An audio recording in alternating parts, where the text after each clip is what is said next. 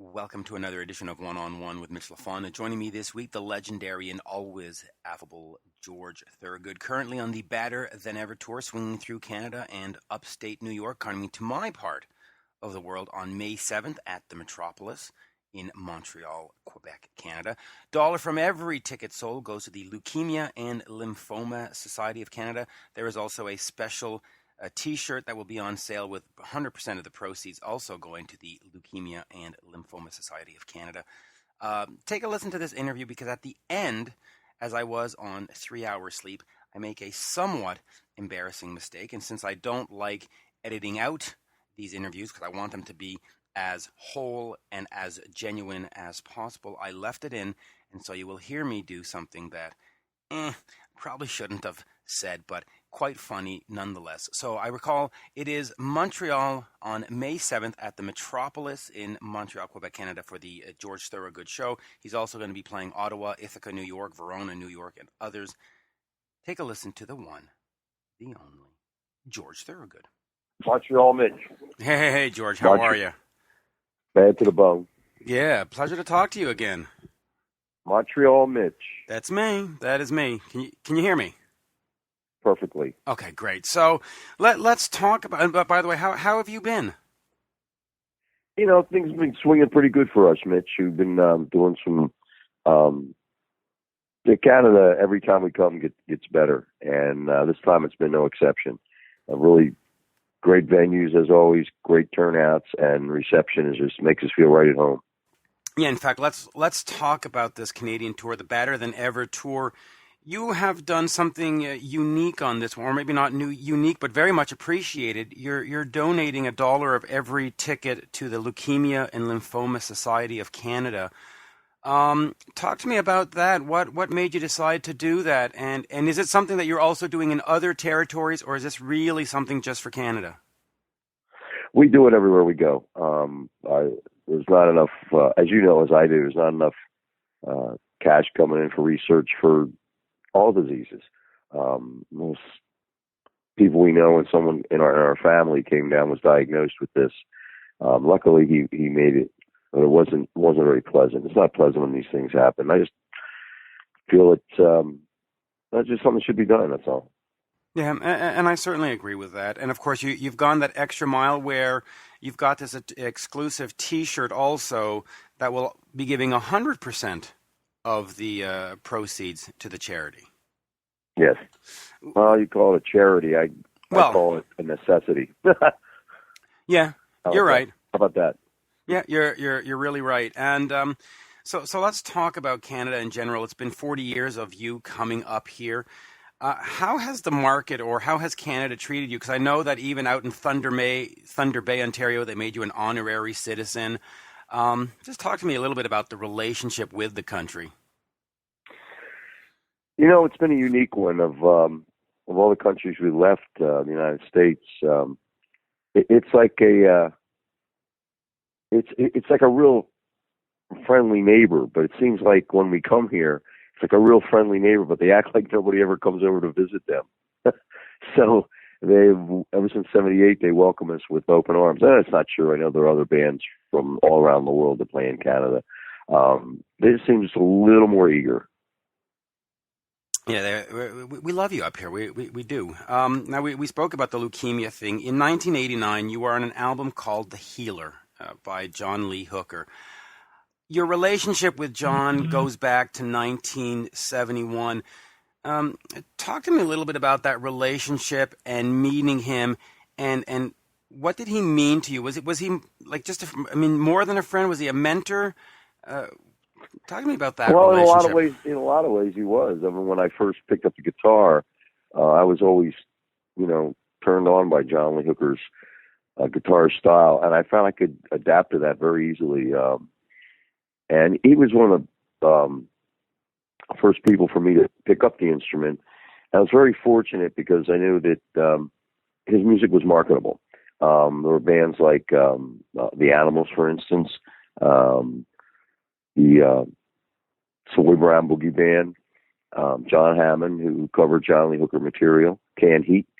And I said, well, if I can get a hold of this type of guitar, I might be able to apply it to, certain songs, and I might be able to get somewhere. And also, I dug it. Now, after that, time went on and made some few records, made some connections. And John and I happen to have the same booking agent, so we struck up a relationship, a good one, a good friendship. And as a person, he was very relaxed, very, very dear to me. We got along really good. I always felt very comfortable with the man. He was a wonderful person. Yeah, he was, and he left a great legacy. Just a wonderful. Now, you talked about bookers. Let's go back to the 1981 tour. Tattoo You, Rolling Stones, Jay Giles Band, yourself, and of course Prince opening up that tour. If you can, just explain a little bit about that tour and what it was like. And now, of course, with Prince that has passed away recently, was there anything that you noticed from him back in those early days? Like, yeah, this guy's going to be a star. Any stories at all? None. I didn't even get a chance to see him play. Really? He played, then I played, and then as soon as I got off the stage, I had a lot of press to do. So I completely missed Prince's performance that day, but I did see him perform in Australia. He was outstanding, just a brilliant all-around talent. I don't think there's anything he couldn't do. And as far as Jay Giles and the Stones go, that was a dream come true, because Peter Wolf and Mick Jagger are probably my two. If I have mentors, those two guys are it. I mean, Mick Jagger, you learn a lot from those guys. New music. Last album came out in 2011, 2120 South Michigan Avenue. Where are we in terms of new music from George Thorogood? Well, what we're working on now, Montreal, Mitch, is a solo project of me playing alone on a record. Some things I've never recorded and some things I recorded, but I'm going to do them as a solo, like on acoustic record. We're working on that with Rounder Records. Okay, so an acoustic record, because, and correct me if I'm wrong. It won't all be acoustic. I might play electric here and there, but it'll be just me alone. So that's really sort of going back to your roots, because if you go back to the days, I guess, out in San Francisco or the early 70s or late 60s, you were just that one guy with an acoustic guitar sort of strumming along, right? Well, everybody starts that way, don't they? Everybody starts alone first off. Right, of course. Before you start, running into other people who want to make music with you, or sometimes it's necessity. You say, this is as far as I can go playing alone. I'm going to have to put a band together and switch to electric guitar. So yeah, everybody starts alone. So in a sense, it is going back to that time. It's an album that's kind of long overdue. It should have been my first record, about 73, 74. I was ready, but I didn't have a record label. I didn't have, and by the time Rounder was interested, I was totally locked into playing 100% with a band. Yeah. So what was then back then that turning moment? Where did things go from you're a struggling musician to I'm now George Thorogood, where, that's that step of you go from a guy to a brand? It's all a struggle, Mitch. It's just as you get older, it's a little less of a struggle. I can imagine. So other than that, though, other than this acoustic record, anything else planned in terms of new releases? Is there like a box set, a retrospective, a DVD, or anything of that kind? One step at a time, one record at a time. That's the way we like to take it. Yeah, that's the best way to take it. The baseball season has started. You're, of course, a humongous baseball fan. Talk to me a little bit about the appreciation for baseball, because you're not just a guy who goes to the stadium and watches the game. I mean, you're into everything, right? The minutia, the statistics, the pitch counts. I mean, just over the hill with baseball, right? Well, I'm pretty involved, with it. That's just most people are that are, hooked on a sport. We were fortunate enough last week to run into a Montreal folk hero, the one and only Bill Lee. And he's, we retouched base with him, talked a little bit, and he's that way too. He's the only difference between me and Bill is I can't play the game, but he's like that. He's he's totally consumed by the game as I have been. He's absolutely Billy is absolutely wonderful. He actually lived not too far from me and would go down to the local park and teach the kids. He was or is, I should say, a very, very unique character, the spaceman, right? Well, you can take Bill Lee out of baseball, but you can't take the baseball out of Bill Lee. You never can. The Bad to the Bone album, 1982. When you were putting that together, did you sense that this was going to be the one that sort of brought you to that next level, that was going to change everything? We did. We just were hot off that Rolling Stones Jake Isles tour, and it was our first shot at a major label. Yeah, we did. We had when Ian Stewart, the late great Ian Stewart of the Rolling Stones, played on that record with us, and we had a feeling of anticipation that things were going to open up for us, bigger than they ever had been before. And they really sort of blew up on you now. Looking at today's marketplace, is it still important to have a label, or can you sort of go out there and do this alone? Let's put it this way: it doesn't hurt. If you're the Rolling Stones or Paul McCartney or someone like that, no, I mean you're set for life if you're in one of those bands. But it doesn't hurt. I would say to most artists, it's smart to be with a label, so you always have some kind of product out there to sustain you. And so then, how important then does the live show become to the bottom line? Well, that's it. That's the essence of George Thorogood and the Destroyers. That's our statement, our live show. Do you see yourself at some point stepping away from this, or do you plan on going until it's just not physically possible? I don't know. It's a good question. You can't look into a crystal ball that far down the road. I just know I'm doing it now and it's working. And it's been working for 40 years. Nikki Sixx of Motley Crue and a few others, Katy Perry and all that, have started this petition where they're demanding that Google pays more for YouTube. Is that something that you would like to see, more sort of mechanical royalties and more royalties coming away from YouTube? Or is it just like, it is what it is, I don't have time to think about this? I would like to look into it a little further before I can make an opinion on that. Okay, so it's not something that's a concern at this time. No, I have a show to do tonight. Oh, where are you tonight? I swore an oath with the government not to give the whereabouts of my location, Mitch. Yeah. Montreal is coming up on May 15th. You've been here quite a bit, and you've done the Jazz Fest. You've done plenty of shows. Talk to me a little bit about your relationship with the city of Montreal. How much do you love coming here? Well, Canada is a little different than the United States, but again, Montreal is a little bit different than Canada. You are in Quebec. At one time we looked at it and called it, French Quebec. You speak French Canadian there. At least you did at one time. So it's a little bit different part of Canada. When you're in Western Canada and touring, there's a connection there. But once we get to your city, it's not different meaning bad. Just it's different. It's unique in itself. In a big country, Quebec itself could be a country. It's that unique to us. Yeah, it is. Of course, when you say Quebec can be a country, you'll get the whole political machine riled up, right? It's one of those. Well, I don't want to do that. I'm an outsider. I'm not from Canada. I'm from the United States. So this is my observation as a United States citizen, not as a Canadian. So that's just the feel we have of it when we go there. Like we're a very different, unique place.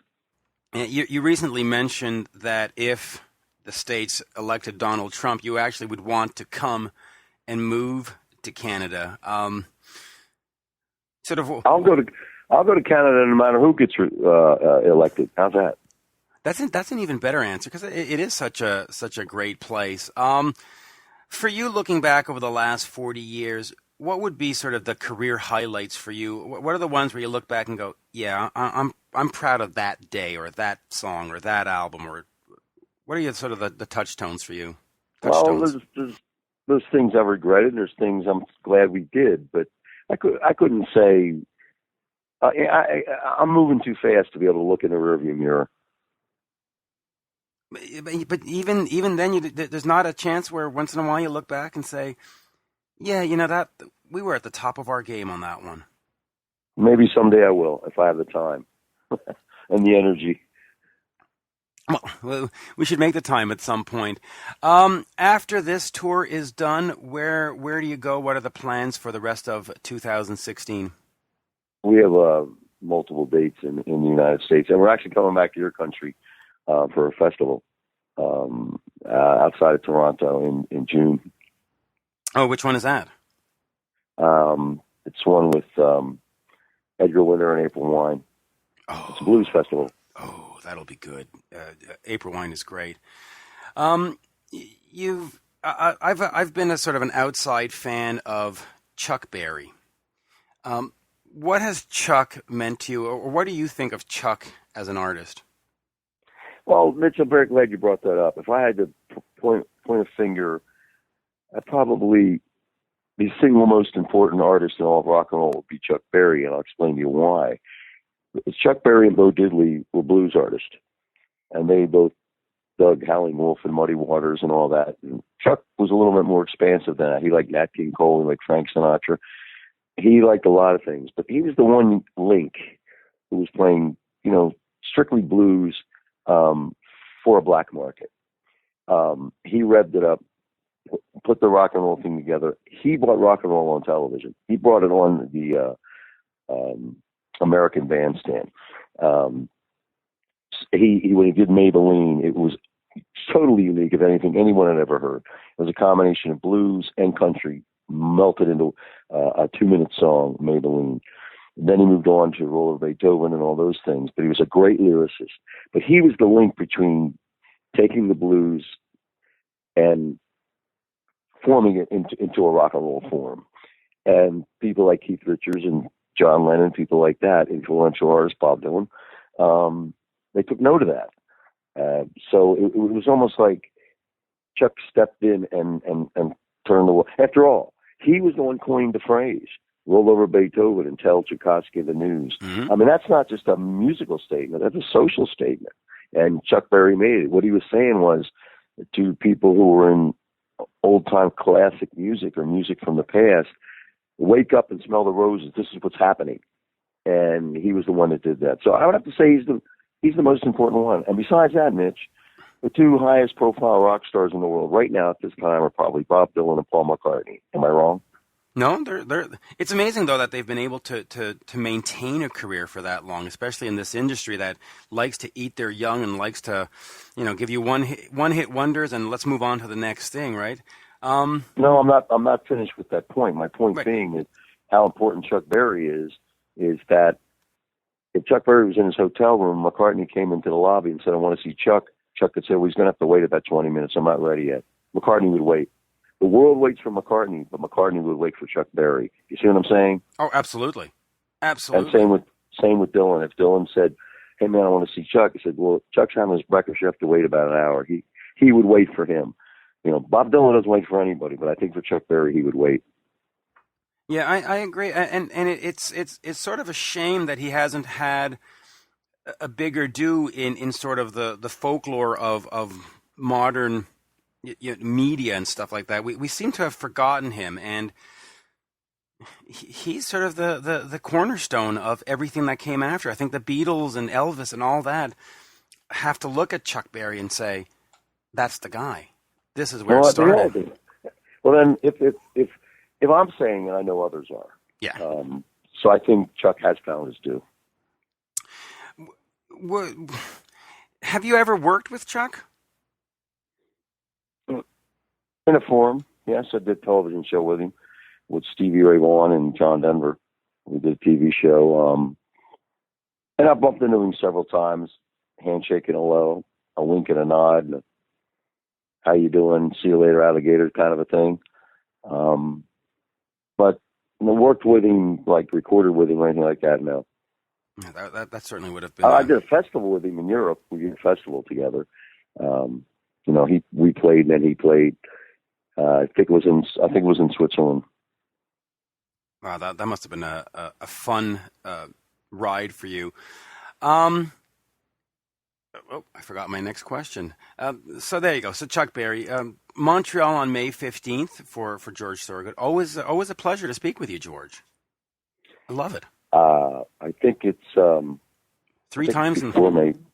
I think it's before May 15th. No, it's actually May 15th. Swear to God. So what's our Montreal date, Hut?